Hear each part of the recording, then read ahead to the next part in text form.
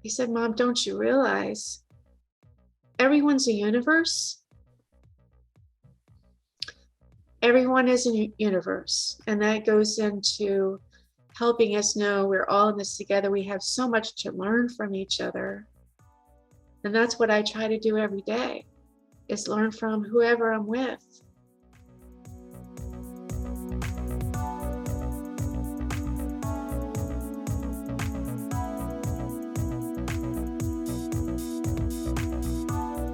Welcome to the Evolved Podcast, an open forum on personal growth and cultivating a positive mindset. I'm your host, Joe Fitzpatrick. Today on the show, we have Dr. Kim Harris Kennedy. Dr. Kim Harris Kennedy is a licensed professional counselor offering relational development help and support for individuals, couples, and families undergoing changes, loss, and trauma in their life. She currently maintains a private practice in Fredericksburg, Virginia, and offers treatment services in the areas of premarital counseling, divorce prevention, and affair recovery, as well as in the areas of grief, depression, anxiety, developmental trauma, and substance abuse. Dr. Harris Kennedy is a graduate of Boston, Harvard, and Loyola universities with more than 30 years in the human services field, one of those being a second grade teacher.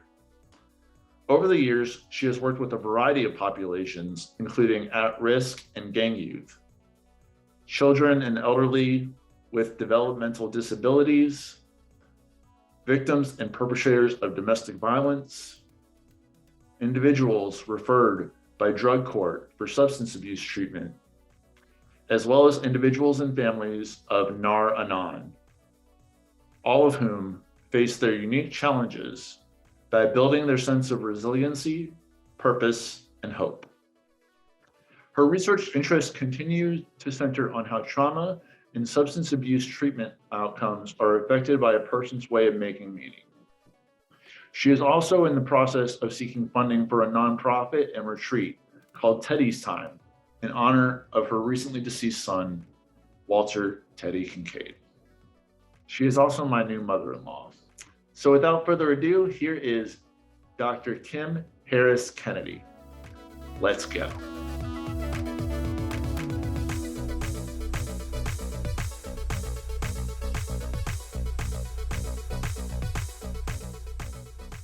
This episode is dedicated to the memory of Walter Teddy Kincaid, who died from esophageal cancer on April 1st, 2022, just 22 short years after his birth on January 10th, 2000. We love you and miss you, Teddy. Hi, Kim. Welcome to the Evolved Podcast. Thank you for being here.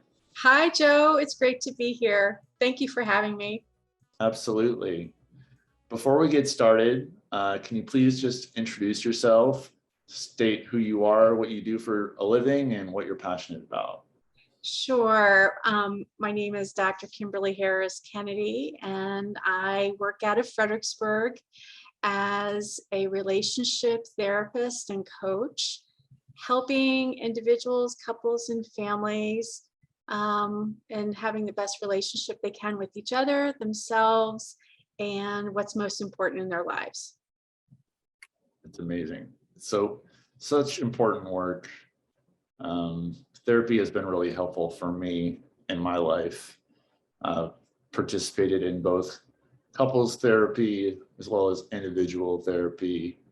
Currently in therapy as well. And yeah, it's made huge improvements to me in my life and just how I process my emotions and different life circumstances that I've, encountered. And gone through. And I would say everybody is going through something. I'll tell you a big secret, even therapists have therapists. I sound biased, and it's not, a customer sale shtick, but I think the world would be a better place if we could realize that the gift of therapy, as Yalom, a famous therapist, used to say, therapy is a gift. If we could take advantage of it and see it as a resource and not fall into the trap of thinking it should be stigmatized, or that something inside you is missing, or something inside you crazy, to take advantage of that resource and that gift of therapy. So I think more people are starting to realize that therapy is a form of self-care, and is a form of making meaning, and is a form of grounding and exploring how we want things to be in a more deliberate way in our life. Absolutely. And, you know, the way society has viewed therapy, as you stated, has changed a lot over like the past 30, 40 years. And, you know, thankfully, it does carry less and less of a stigma, because people are being able to more openly admit, especially with social media, you know, that people have problems that they would deal with. And, you know, of course, that's always been there. But there has been, you know, that stigma, lack of awareness, misunderstandings about how our mental health and emotional health is so undeniably tied to our physical health, and also just, you know, the state of everything in our culture. Yes, and I think relationships with each other and with ourselves, and how we make sense of this thing called life, is even more paramount with all the changes in the world, the rapid changes of the world. And I'm glad we have technology, but I think how we process the speed of life now, which is kind of fast, faster than ever, and it's only getting faster. It's even more important to have that practice, that kind of practice that can come through the form of therapy, that we set aside time to think, to reflect, to share, to learn how to trust, and to remember that we belong. And you know, I think therapy is a way of doing that for everybody. Even if circumstances are not wrong, it's just it's good just even for a check-in. I have many patients that come to see me just to share, and to not only when something's wrong, but when something is going in and finally in the right direction that they want it to. Absolutely. And, you know, I've done that as well. You know, when I'm in a good mental headspace, sometimes I just meet my therapist once a month and, you know, have that check-in, just make sure everything's good. If there's something that needs to be talked through, we can talk about it. And it helps to have a professional, you know, who's objective and, you know, sort of a third party outside of the situation, especially in dealing with relationships, that can provide another perspective. And that really helps to provide some clarity. Yeah, it's always good, no pun intended, to find that neutral space so you can zoom out.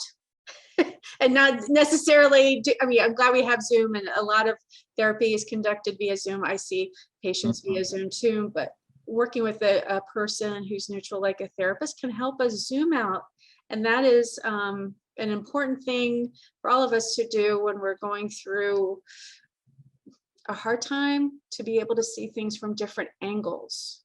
Yes. Right? And also appreciate the angle that we're coming from or striving for. I think oftentimes the world and our own kind of training, brain training, unfortunately teaches us what's missing in us, or should be different, when really therapy, the way I try to work with folks, is to help remind them everything that is already inside them, all the gifts that are just waiting to come out. Right. And so therapy can, as we were saying just earlier, it's not just a time to kind of make sense of things when things are a little bit bumpy or rocky even, but also to develop that skill in appreciating and giving ourselves credit and being able to see the good and the goodwill inside of us, right? Because so often we just look for the things that we think need improving, or I use this word, quote unquote, bad, or what we deem bad, instead of practicing and brain training and heart training to find what's available and what's speaking through us, and how we don't need to be different. We just need to find a way to become more like ourselves. Absolutely. And also, in addition to being a professional therapist, you are my future mother-in-law, pending my wedding to Suzanne this October, which we are very excited about. Oh, well, I'm very excited about it too, Jeff. So I already consider you my son-in-law. Yeah. But yeah, you've been a gift too. Oh, so and I give to my Suzanne. So I'm really happy we can share family things, but also share things like this, joint projects. Absolutely. Yeah, I've really been looking forward to this and getting to know you better on a more personal level. So let's get into it. I want to know, like, how did you get started with therapy? Like, I know you went to school for it a while ago, and you can tell me about that. But first off, let's start with, like, what made you decide to want to go into therapy? Well, I think it all started watching Charlie Brown. Really? Charlie Brown.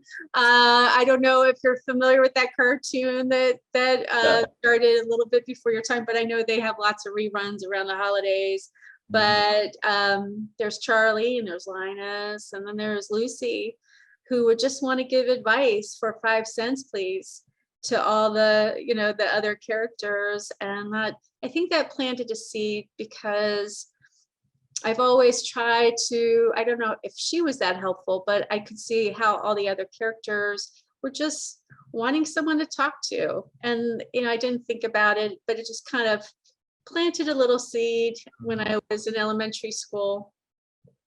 Fast forward to high school, I wasn't watching Charlie Brown anymore. I was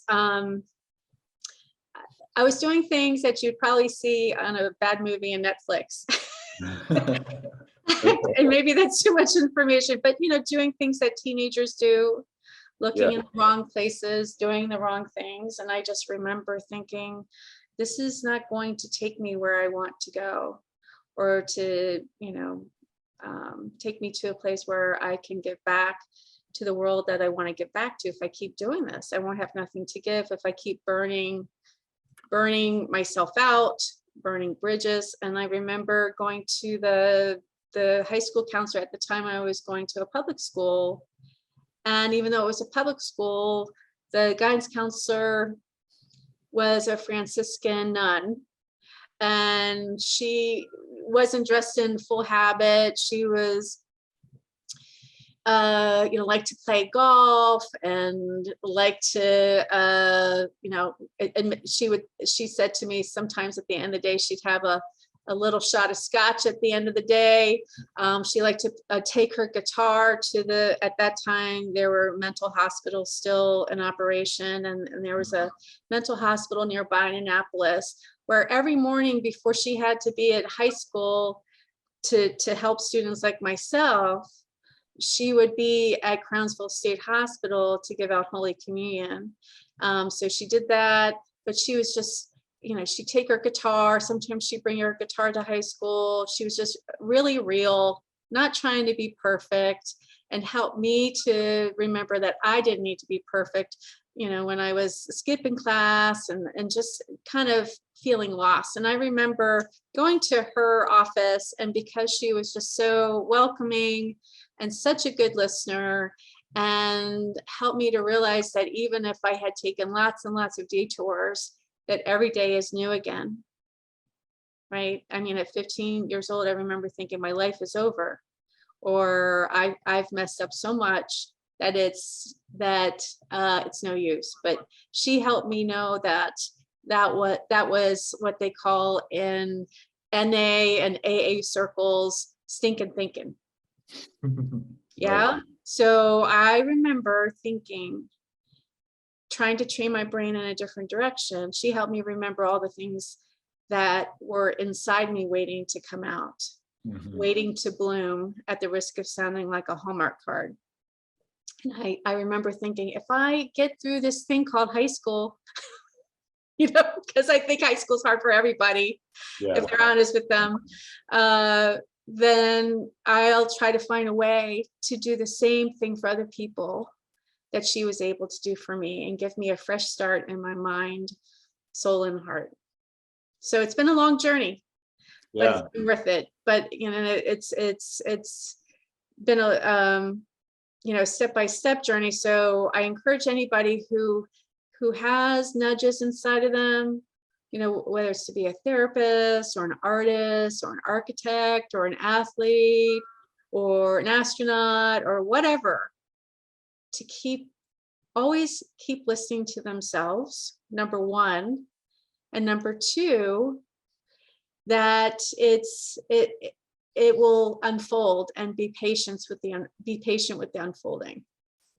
That's beautiful. I love that. There's a really great song called Unfolding that another guest on the podcast, Kendall New, shared with me like 2 or 3 years ago. And the message of the song is very similar to that. I just wanted to mention that. So were you inspired by your guidance counselor to go into counseling? I was inspired by my guidance counselor, and I was also inspired by my therapist I had at the time. And I had, since I was the first one in my family to get into school and go on to college. My parents, who wanted the best for me, thought that I should go into business instead, because they were just very worried about me being able to have a secure future, which is understandable. And I tried majoring in business, but I realized I just couldn't do something that I didn't feel passionate about. I just decided to go for it, to go into psychology, and not sure what that was going to look like after I started checking off my boxes academically. I didn't know how it was going to work. I didn't know where I was going to use my knowledge if given the chance. I just knew I had to follow what I loved doing and what I loved learning about. Yeah, I definitely can relate to that. Most parents, they have good intentions. They want something for us that's practical, that relates to their own experience. When I was getting ready to go to college, my parents were suggesting something like, be a doctor or be a lawyer, like, something that makes a lot of money. And I'm like, do you guys even know me? Like, I was very confused by that. I understood where they were coming from. But, at the end of the day, I knew that wouldn't be something I was passionate about. And I knew that there was more value in doing something that I loved rather than doing it just to make money. And, I never really felt called to do those professions. So we always have to listen to ourselves. Yeah. And there are very many well-meaning people in our life, people who love us even, but really the only one who can truly know us and know what's best for us is ourselves. We are our own instrument of gaining that knowledge. And that's why, therapy is a path to self-knowledge. So are other practices, taking time, not just to exercise, but taking time to be still, taking time to not be busy, taking time. I just went to the Dave Matthews Band concert for, I think this is my 6th time, but there's a song, I'm trying to think of it. I won't sing it for you because everyone will hang up on the podcast if I try singing it for you. I could look it up, but anyway, there's a verse in one of the songs that they sing says, turn off your TV, unplug your phone. You know, Uh-huh. it's very important to be unplugged. Yeah. Many distractions, especially electronic ones, that get in the way of our own process and our own connection and maintaining connection with ourselves, our psyche, our soul. And when I say soul, I don't mean it in a religious sense, but our biological self, our mental self, our emotional self, our psychological self, our relationship self, and our higher self all come into and intersect in one place. It Mm-hmm. takes time to get to know that place, and takes time to bring all those parts, those pivotal parts, together in one spot so they can all inform each other. Yes, I absolutely. I don't think we take time to do that. No. And it is a lot to consider, and I agree with you on that for sure. But yeah, so I sort of followed my gut in college, and took a I pursued a major in English with a journalism concentration, and was it the right choice for me? I don't know, but at that time it was the best decision I could make with the information that I had, and it helped to shape me into who I am today, and that's really all that matters. And it put me on the path toward like starting this podcast. So it's a good thing, even if I'm not fully using it.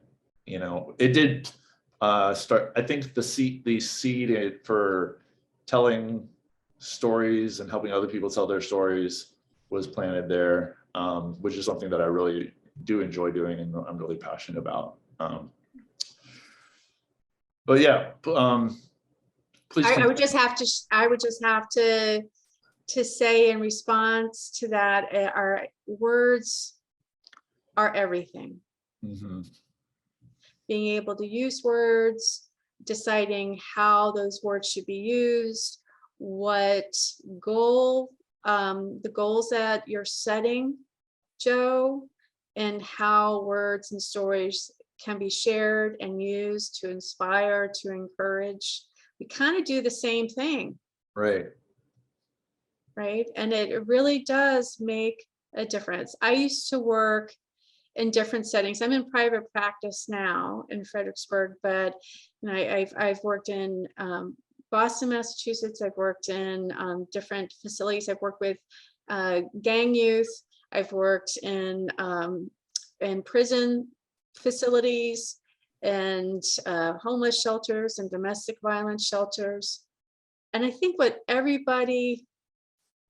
the most healing thing for anyone, okay, is to help them share their story.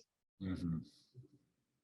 Because when a person is encouraged to share their story, then they feel valued. Right. And when they start to feel valued, they start to feel like there's hope. And when there's hope, they start to feel like they can give back. Mm. Yeah. I mean, because we all want to connect with other people. We all want to feel valued. We all want to be known for, who we are, and loved and accepted for who we are. Like, that's really what we're after. Yeah, and that's not egotistical. Right. That's how we grow, and that's how we can become creative. And if we're able to be creative, we can create and give back and make things better, one person at a time, one story at a time, one day at a time. So would you say that's your why for doing what you're passionate about? Yes, making people feel like they belong, that they're known, that they can be their best self, or realize their best self already exists. Being your best self doesn't mean being a size 2. Being your best self doesn't mean having 20 degrees, under your belt. It means being who you are and letting yourself become. I think we've become a culture of human doing, and we're running ourselves into the ground. And it's good to be proactive and outwardly helpful and outwardly creative, but we've forgotten the art of being a human being and being able just to be ourselves and let that unfold and let ourselves not take on the pressure of trying to be like somebody else we see on social media or on TV or what have you. Just being ourselves. We're supposed to be exactly who we are. Learning how to rest in being a human being actually informs our ability to do whatever it is we need to do outwardly if we can take care of that inward process too. Yeah. So, my goal with each person I work with, and every story is different, every person's different. I work with lots of couples, I work with lots of adolescents, I work with people individually as well. I do group work, and in the future, I hope to do more and more retreat work. It's all about realizing we're not alone. Yeah. We're not alone. We're not alone. We're not alone in our anxiety. We're not alone in our struggle. It's normal to have to push through things.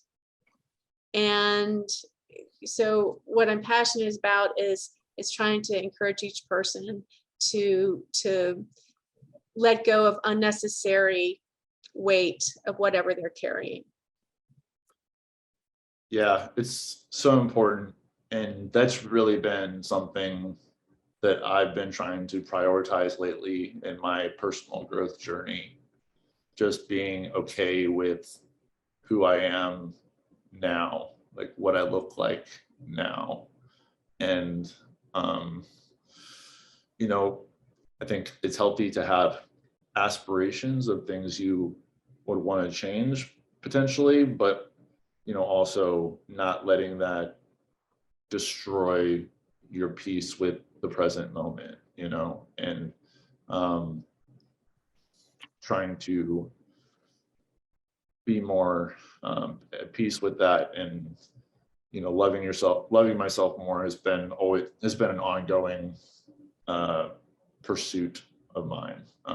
It's been a continuous focus because in the past I can say without question that I didn't love myself, and I really struggled with that based on low self-esteem resulting from trauma in my childhood to continuing to like self-harm myself in a sense, not physically but emotionally, just through like the negative thought patterns that I continued to like tell myself, through going to therapy, I was able to start working on that and doing that shadow work to start to shed those false behavior patterns and really create new neural pathways to positive thinking. Yeah, switching the conditionality of how we're able to love ourselves or love others with an unconditionality. Hey guys, brief pause in the episode to tell you about some of the great businesses that support this podcast. First, we got Weight Train. Use code EvolvedPodcast to get 10% off all Weight Train and Athleticity gym gear and apparel. No matter what you need for your workouts, they have the gear to help you get it done. And if you don't see something you want, email them at team@weighttrain.com and they will take your requests for new products. Visit Weight Train for all your gym gear needs. Next is True Nutrition. Use code EvolvedPodcast to get 5% off all nutrition supplements. I'm personally a fan of their soy isolate vegan protein powder, available in a variety of flavors and strengths, from light to heavy. They also have non-vegan protein powders if that's not your thing. I personally recommend the cinnamon bun and toasted coconut flavors in the heavy strength, and I add them to waffles, oatmeal, protein shakes, and ice cream. They're delicious. Check out their wide range of supplements at affordable prices that are third-party tested and verified for content quality. They are able to provide such great prices because the supplements come direct from the manufacturer without any marketing gimmicks or fancy labels. Visit truenutrition.com to supplement your workouts and your nutrition. Last is Hate Brand Goods. Use code EvolvedPodcast to get 15% off all Hate Brand clothing and accessories. Their goat shorts and shirts are the most comfortable clothing I've ever worn, and they have the coolest designs. However, their clothing drops are only available in limited quantities, so get your favorites while you can, and be on the lookout for other drops that you're stoked on.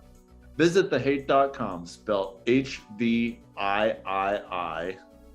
for clothing to remind the world that you're not dead yet and you're ready to kick today in the dick. Back to the show. I work with lots of couples who are married 5, 10 years or more. And that's usually, developmentally speaking, the time where the shadow stuff starts coming out of the woodwork. And each person, the beginning of the stages of relationship, we just see, as the REM song says, the happy, shiny parts of the person. Yeah. Or in ourselves, that's the part that we allow the other person to see, is just the happy, shiny parts. But no one can sustain that forever. So I tell them that when the other shadow parts come out, that's really, guess what? That's where your marriage begins. Loving the other person unconditionally, right?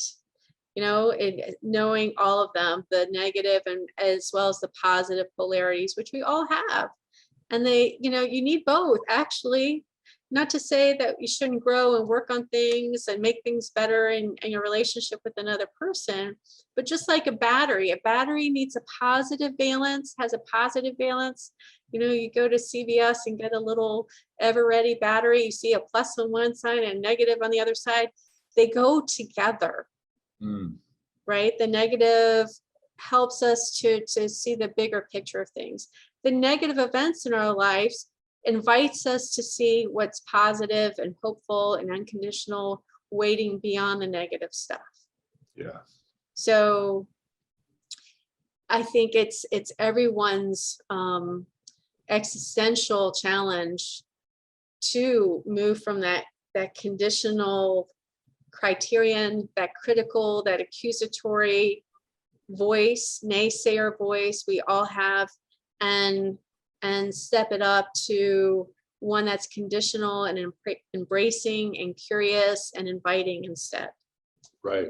Yeah, absolutely. And, I found it easier for me personally to change my mindset based on a negative circumstance after the event has already happened. I can look back on it and reframe it as positive. The challenge for me, and I think for most people, is reframing that moment while you're experiencing it, and really being able to have that mindset shift in the midst of the chaos. It's hard to do. It's really hard. Yeah. And, I definitely can look on previous experiences that I've had in the past with gratitude. For example, in 2012, after I graduated college, I got arrested for a DUI. And as part of my court requirements for that, I had to go to some AA meetings and group therapy. And that was really eye-opening for me. That was my first therapy experience. I had never done therapy before that in any setting. And I think that also planted a seed in me in terms of just sort of peeling back the onion on my past experiences and my trauma, and really starting to be more analytical about my behavior up to that point, and reflect on why I got to that point, and that really set me up to be more analytical going forward in other areas of my life. I was able to, take those steps as a result of that. So I am Sounds like that experience helped you by having to go to group, having to go to AA, having to experience therapy, having to experience the gift of therapy, gave you a chance not only to be analytical, more analytical and reflective, but gave you a chance, Joe, to know it was okay to open up your heart. Yeah, absolutely. And, to that point, like my heart was so guarded, up to that point, and it did remain guarded for a long time after that too. But I was able to like start to, loosen the grip, so to speak, on it, and allow myself to be more and more vulnerable as the years progressed. Well, I think it's a daily practice Yeah, to absolutely. open up your heart. I was in the garden earlier this morning, as I mentioned earlier, and I'm pulling up weeds, and I just was there a couple days ago, and all these weeds are coming up, and I'm thinking, well, this is like my heart, right? Not Yeah. that weeds are growing in my heart, but I can easily, have this hedge grow up really easily if I don't have some sort of daily practice where I'm kind of seeing what shouldn't be growing, whether it's, the weeds of resentment or the weeds of being childish or the weeds of being whatever, we all have them. Yeah. That's a great analogy. I love that. So what sort of stuff are you growing in your garden? Is it mainly flowers, or do you have any fruits and vegetables? Well, I'm leery of, I live in a development. I love my house and my neighborhood, but because the houses are so close together, some of our neighbors use weed killer, the toxic kind.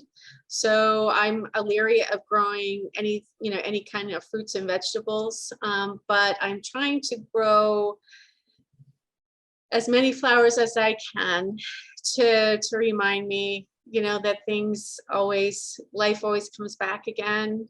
Yeah. And, things can always bloom if we keep planting new things, literally and figuratively.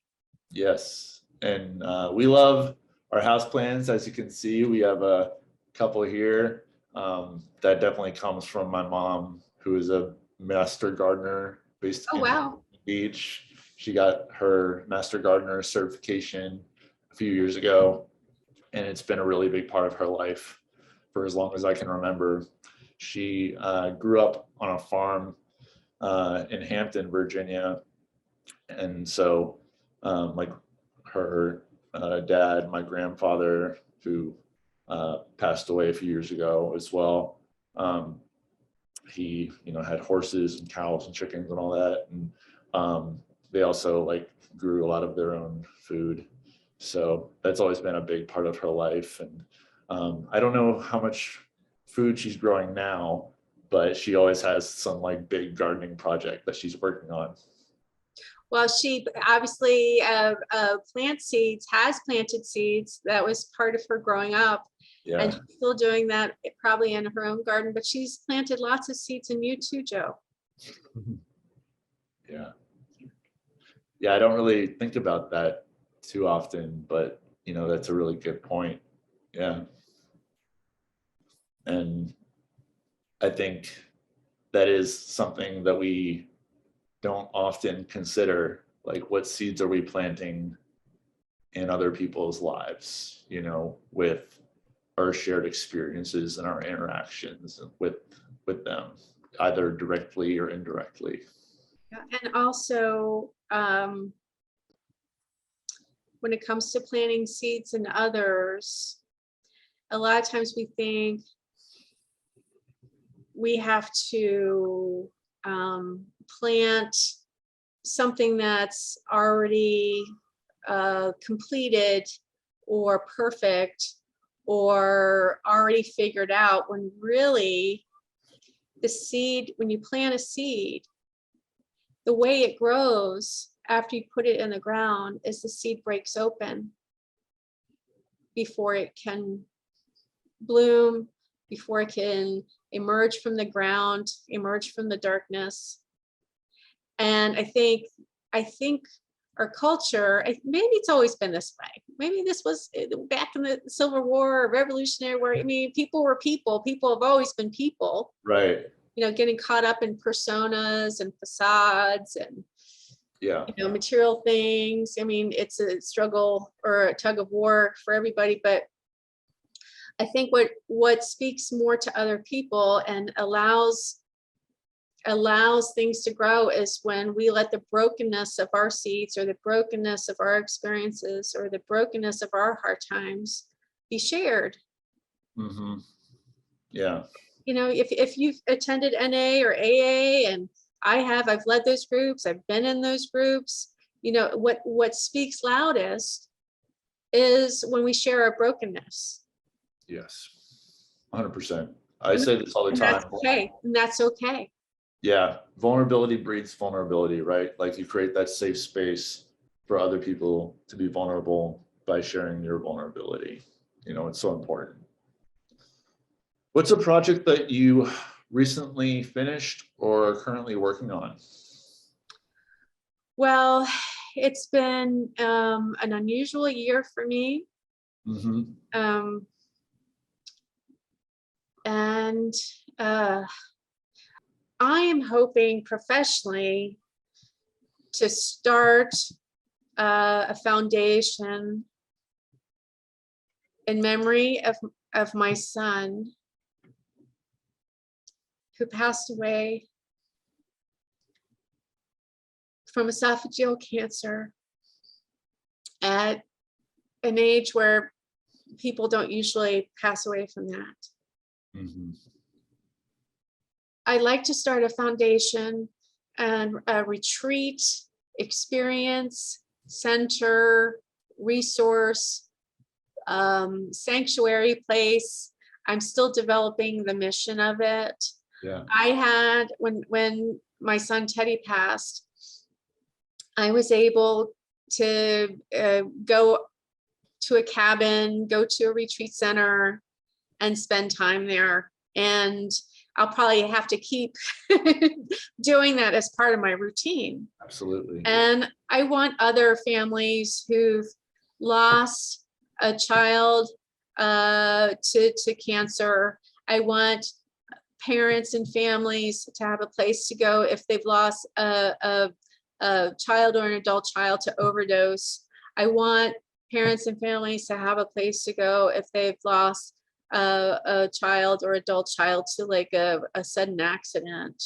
And those all seem like the same thing, but those are very different situations.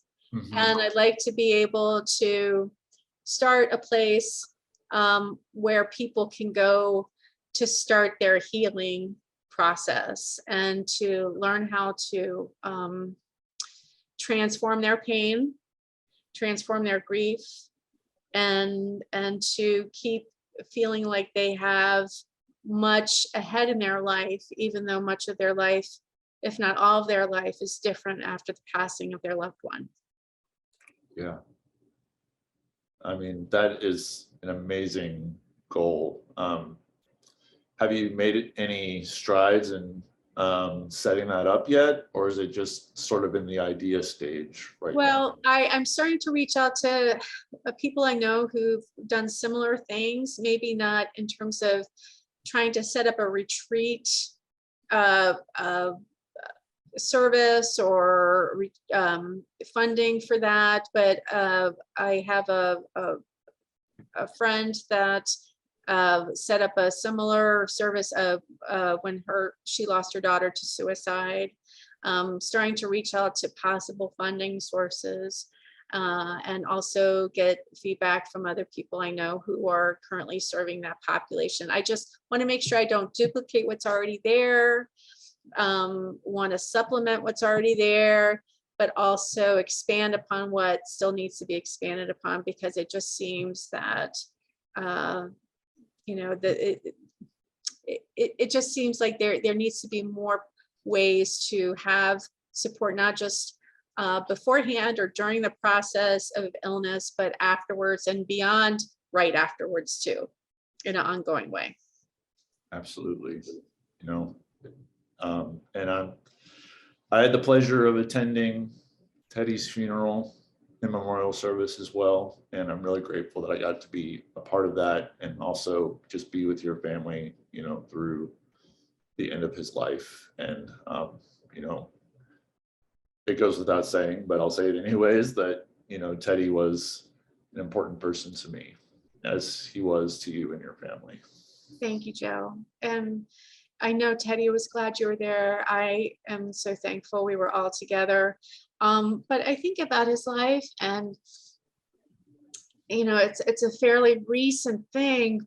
Yeah. And this sounds like an over rationalization, but even though he was the young age he was, I realized what a full life he had and what a successful life he had, because being at the service with all the people who got up and spoke and gathered around and shared their stories, even in his brokenness and his illness, he was able to, extend his love and his care and his thoughtfulness and his personhood.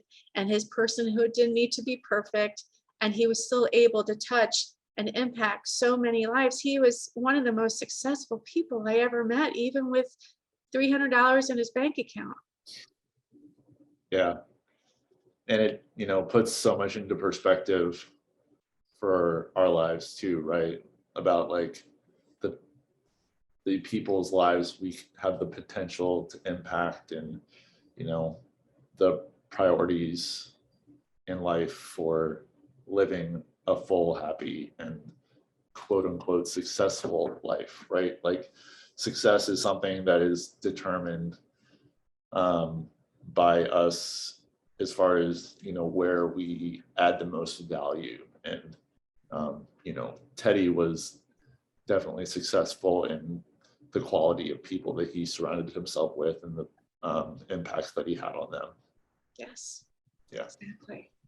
Absolutely. It's all about staying centered. It's all about staying focused. It's all about being able to be our most real self, our most authentic self. That's maybe an overused saying, but staying close to our hearts. And, I think self-care has become, that term has become kind of commoditized.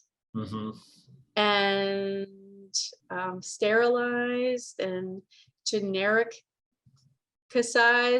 I made up another word. Oh, wow. Yes, all those things that we do, like getting a manicure or like watching, Netflix, and I do all of those things too. But real self-care, when I know when I feel better, is when I give myself time to be focused, to breathe, to look for the beauty that's around me and inside me, and just to feel connected to things. It requires us to slow down, though, to do that. Yeah. How do you think doing those self-care practices helps you get energy back to focusing on your personal growth? Well, the way it gives me energy back is that it helps me, as I said earlier, to zoom out and see the big picture. Right. When I see the big picture, even though I am attempting to feel better, which is a good thing to want, being able to zoom out helps me get out of my own way. It frees me up, right, to be able to focus on other people, and to focus on not taking on the expectations of others or the unnecessary anxiety, but to really begin to believe that if I just do my best, that's everything. Absolutely. The best is all we can do, right? Yeah. And that frees up my energy to, like, if I don't have to worry about accomplishing or proving myself or impressing, right? I can really focus more on helping. I can really focus more on being real. I can really focus on being in the present moment instead. Awesome. Do you have any other habits that you practice that help you to stay productive, remember new ideas, or add value to your life? And if so, what are they? Napping. Nothing like a good nap, right? Yeah. Napping, walking, being out in nature. I have a colleague who her whole research was, her name's Heidi Schreiber-Pan. She has done a lot of work on nature-informed therapy, where she sees her clients, she takes them on hikes, not in an office. Oh, wow. Yeah. So there's a lot to be said when it comes to being out and about in nature. There's a book called, I think, the Wisdom of Trees. I'm not sure if I get the title correct, but this scientist, this botanist, talks about how trees emit the similar chemicals that antidepressant medications synthetically reproduce. Yeah, I've heard that as well. So being out in nature has some physiological benefits, some metaphysical benefits, some relational benefits, some calming benefits.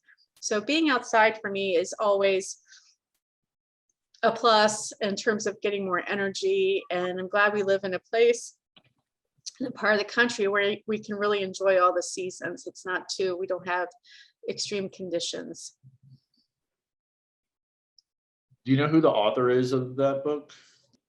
Okay, it is called, oh, it's called The Hidden Life of Trees. What They Feel, How They Communicate, by Peter Wallaben. I would definitely want to check that out.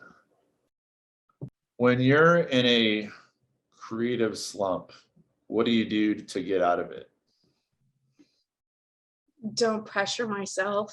Give myself permission to stop feeling like I have to be creative, that it's okay to not be productive. I think there's a Zen Buddhist saying that says the most productive thing we can do sometimes is to be still. Do you meditate? I try. I like to think it's called meditation. Everyone comes up with their own personal way of being still and listening to the loving voice or the encouraging voice or the inspiring voice. Mm-hmm. For me, meditation practice consists of just sitting zazen, which means just, practicing the art of stillness and seeing what comes up, not only asking and petitioning and thinking of what I need to weed out of my garden of my heart, but also listening and letting things speak to me.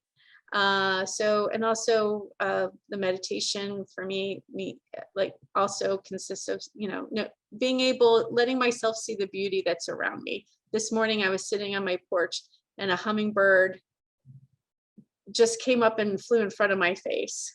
Oh, wow. Yeah, as if to say hi. So, I try to do that before I do anything else. I am very tempted in the morning to look at my phone first thing, but I realize it feels so much better when I don't look at my phone first, but I let myself be still first. Yeah, so stillness, that's a big part of your morning routine.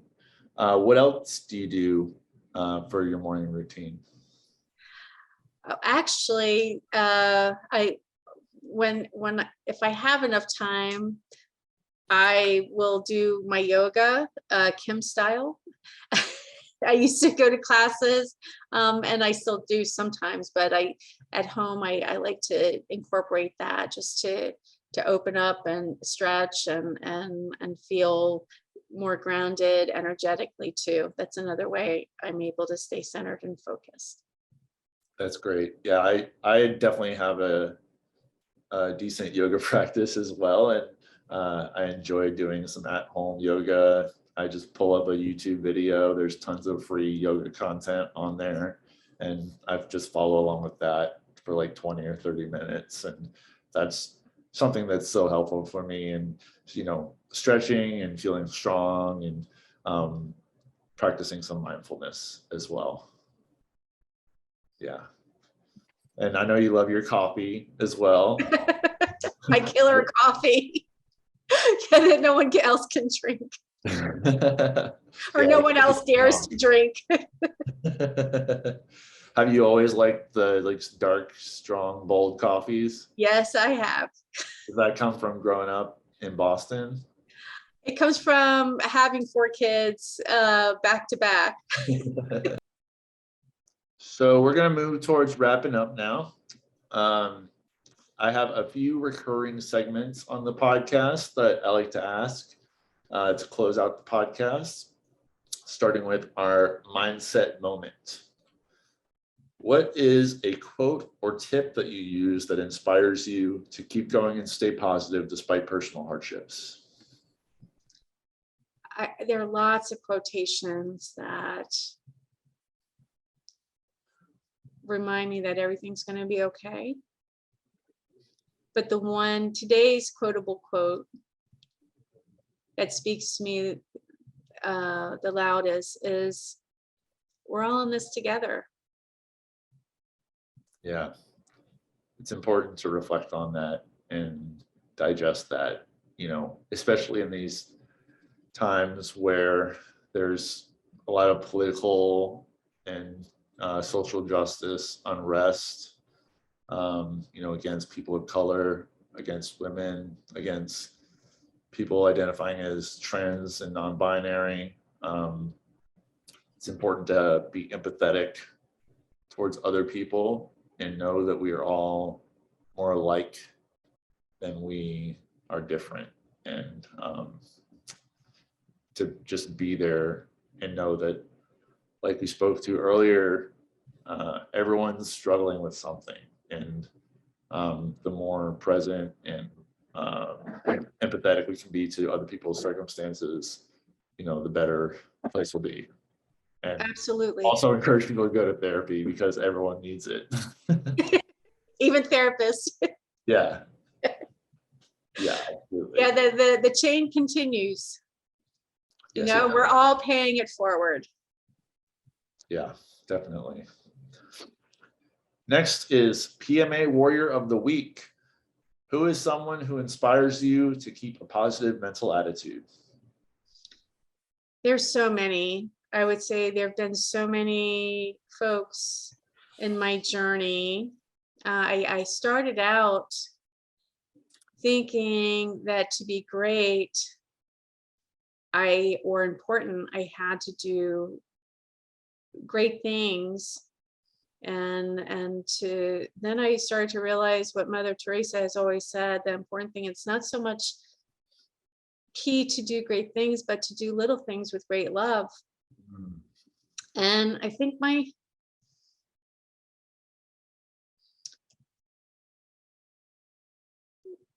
Teddy reminded me of that.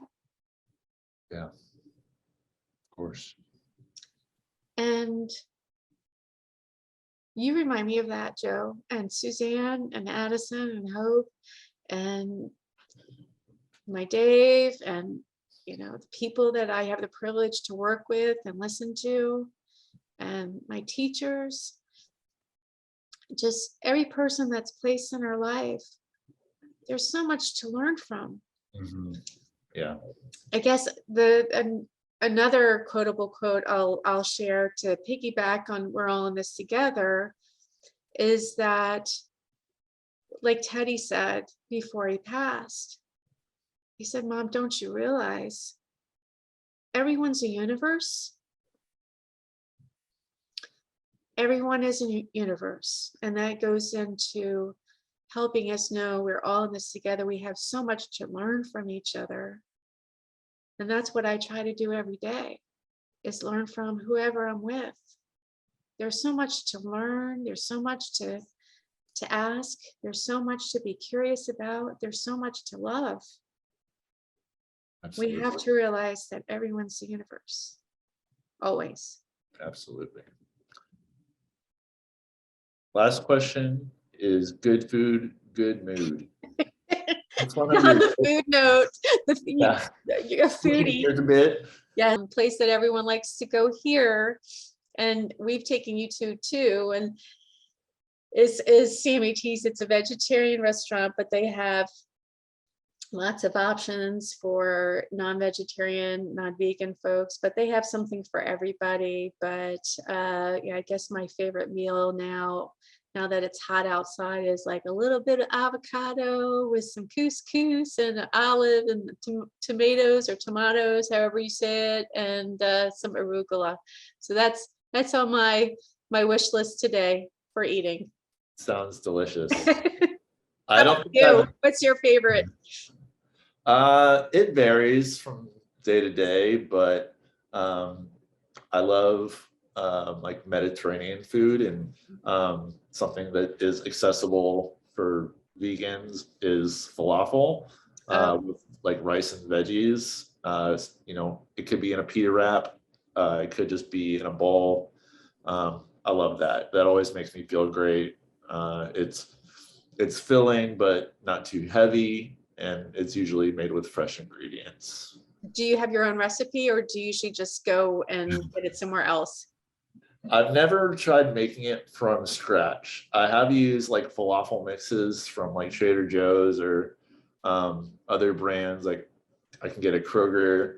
But yeah, I've never made it from scratch. I know it's relatively simple. Like it's just chickpeas with some spices and maybe throw in some extra flour if you want to make it a little thicker. I could totally do it, but well, that's a quotable quote. You can totally do it. You can totally do it. Yeah, exactly. Whether it's falafel or life, you can totally do it.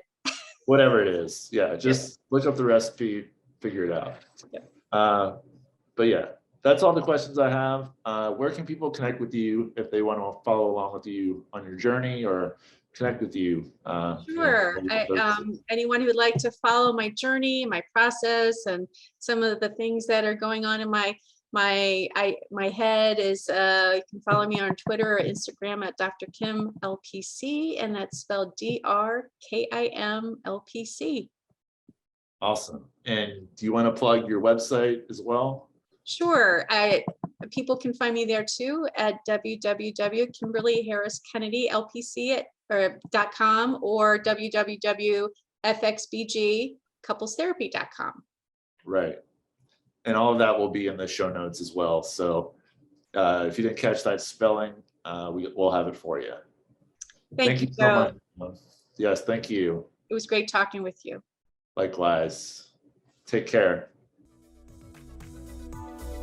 Hey guys, thanks for checking out our podcast. I hope you got a lot out of it and it was helpful for you in your personal growth journey.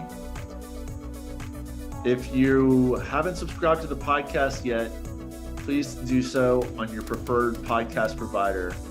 We're available on YouTube, Spotify, and Apple Podcasts. Stay blessed and keep the PMA. Later.